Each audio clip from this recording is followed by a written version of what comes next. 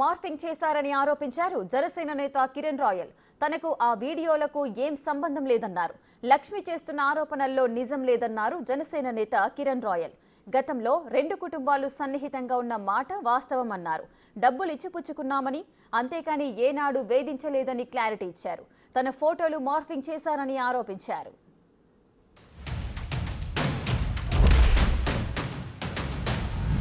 నా పిల్లల్ని చంపుతానని చెప్పి నాకు ఇలా వీడియో కావాలి, ఇస్తేనే నీకు ఈ డబ్బులన్నా ఇస్తాను ప్రజెంట్ అని చెప్పి బెదిరించి తీసుకున్న వీడియో అది.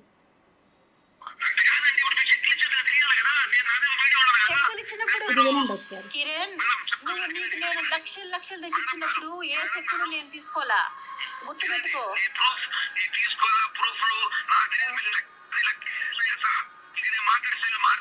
నాకు కూడా తెలియదు కదా నువ్వు ఎంత మోసం చేస్తావు అనేసి. నా గొంతు కోస్తావు అని తెలియదు కదా.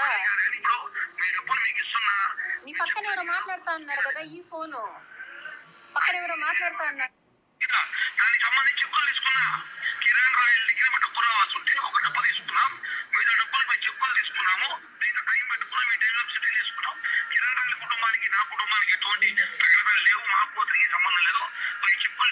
అవును, ఆయన నాకు రిటర్న్ వీడియో కావాలి.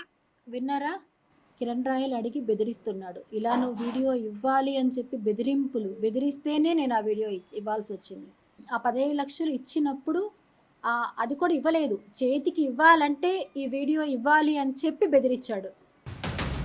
ఏదో ఒక అలిగేషన్ తీసుకొస్తామని చెప్పి నాకు తెలియకుండా అలిగేషన్ ఇప్పుడుదో 2012-13లో సెటిల్మెంట్ చేసుకున్న అలిగేషన్ని వైసీపీ నేతల దగ్గర శ్రీమతి లక్ష్మీరెడ్డి గారు అక్కడున్న రెడ్డి గారితో కలిసి దాన్ని తీసుకొచ్చి దాన్ని ఇష్యూ చేసి సోషల్ మీడియాలో పెట్టి వాళ్ళ పేపర్లో పెద్ద పెద్ద వార్తలు రాసుకొని నన్ను మానసికంగా, నా ఫ్యామిలీని మానసికంగా ఇబ్బందులు పెట్టింది, మాట్లాడింది, తిట్టించింది, అన్నీ చేసింది.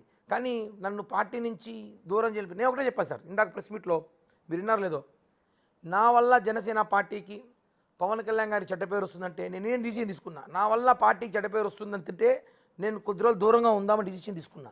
కానీ దేవుడు ఉన్నాడు. ఈరోజే అన్నీ మొత్తం పరిస్థితులు మారిపోయాయి.